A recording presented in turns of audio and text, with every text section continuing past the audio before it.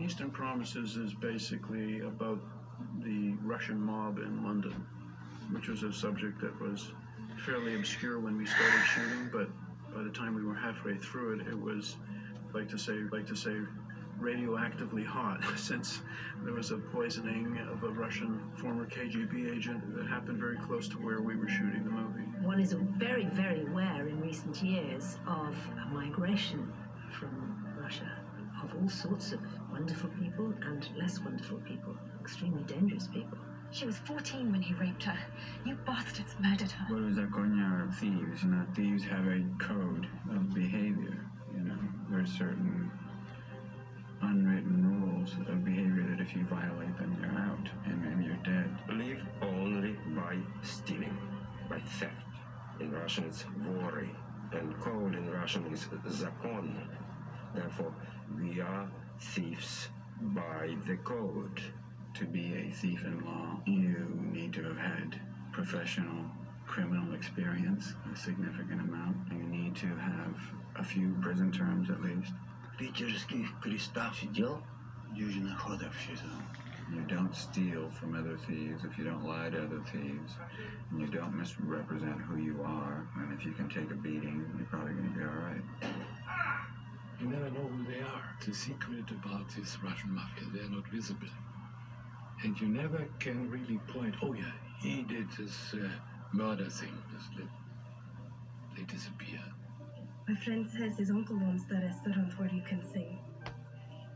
He assured this man will take care of me. The BBC wanted something about Eastern European prostitutes in London, but I wanted to take a conventional English person and lead her into that world. I think everyone is very aware of this traffic that goes on of young girls from Russia, well, from all over actually. It's a disgusting traffic. It's everywhere actually. It's in London, it's in Paris, it's in Moscow. Prostitution is the oldest job in the world. I know now for sure that I am pregnant. I am condemned to give birth to a new life. The windows won't open, so I can't throw myself out. It's an invisible trade. The girls who are trafficked are very rarely seen. They're kept behind closed doors. They're kept as slaves, effectively. So there is this sort of slavery within modern London, which is quite shocking. Tell him what I said. There is nothing to tell.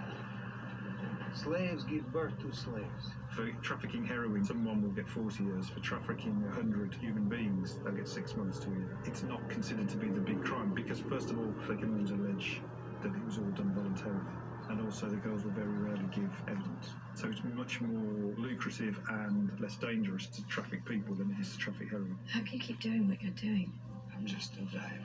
I told you this. Cannot do deals with those people. Anna enters into this world of absolute intrigue, and she doesn't know the depth of danger to begin with. I mean, they appear to be so friendly, these people. She gradually meets all of us and is appropriately freaked out by the vibe we give off, I suppose. Where have you taken Christine?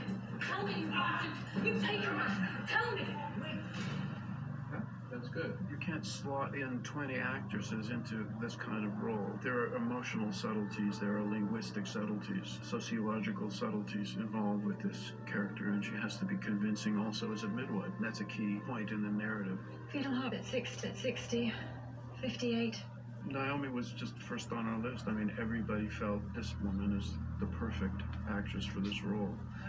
We felt that she and Viggo would have huge chemistry together, which is interesting because it's not really a love story in the traditional sense. I mean, they don't get together in the movie, and I think that's unusual, and it's one of the things that was interesting about the script is that they're like ships that pass in the night, you know? They're connected, but then they're not connected.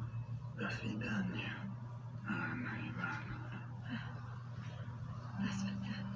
With someone like David, you don't really panic too much because he's an auteur, he knows what he's doing, and I would never have signed on if I didn't believe, and he just sort of instilled me with confidence. He's flexible, but at the same time very sure of himself. Maybe that's why it's flexible, but that's a nice person to work with. I seem to be drawn to kind of enclosed, hermetically sealed subcultures, whether they're ones that I've invented myself in Excuse sci-fi me. terms, or things like M. Butterfly, which was the Peking opera. And this is not only Russian culture transplanted to England, but mob culture, which is a subculture of a subculture. I think it's my existentialist underpinnings that draw me to that, the idea that we create our own reality through our culture and our art. We create a reality that seems as real as anything else, but in fact is quite transitory and is really a projection of our own creative will.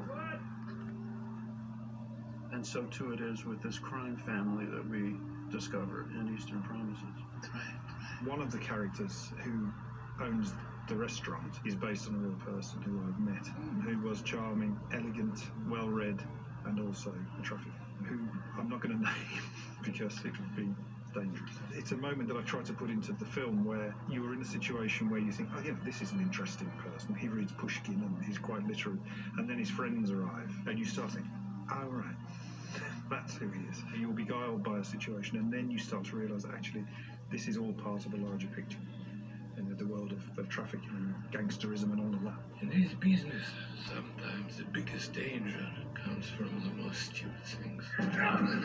There's a certain tradition to play a kind of mafia boss, like Marlon Brando did it, like Al Pacino did it, and I'm trying to find a way to make my own way. I mean, it's not easy if there's a tradition to play certain parts. I hope it will work. I'm not quite sure. You never know.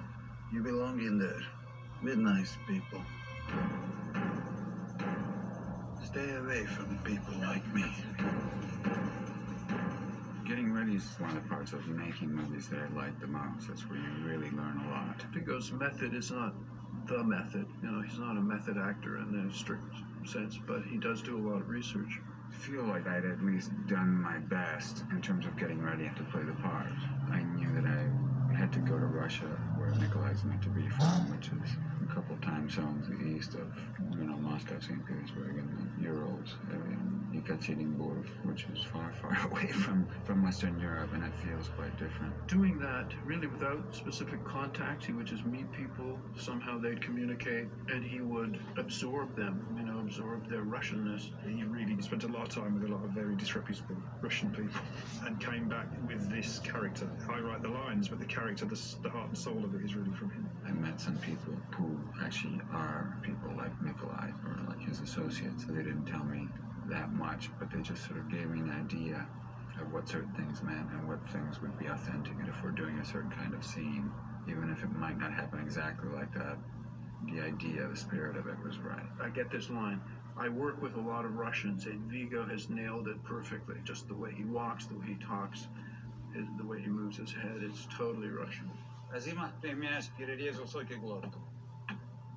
Кирилл заказал его. Закрой свой рот.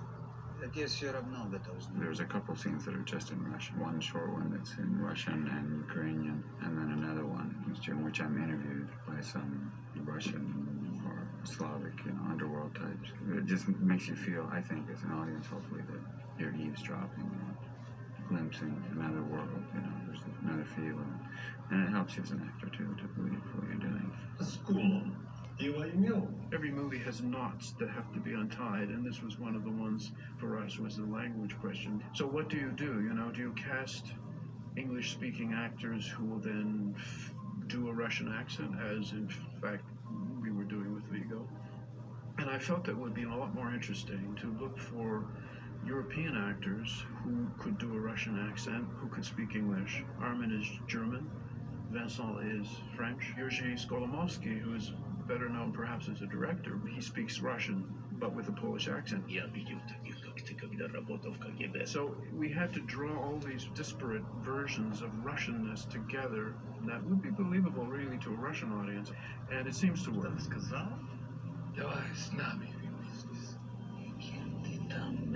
This movie will be reminiscent, seem like in some ways a logical follow-up to History of Violence. The question, is violence ever justified?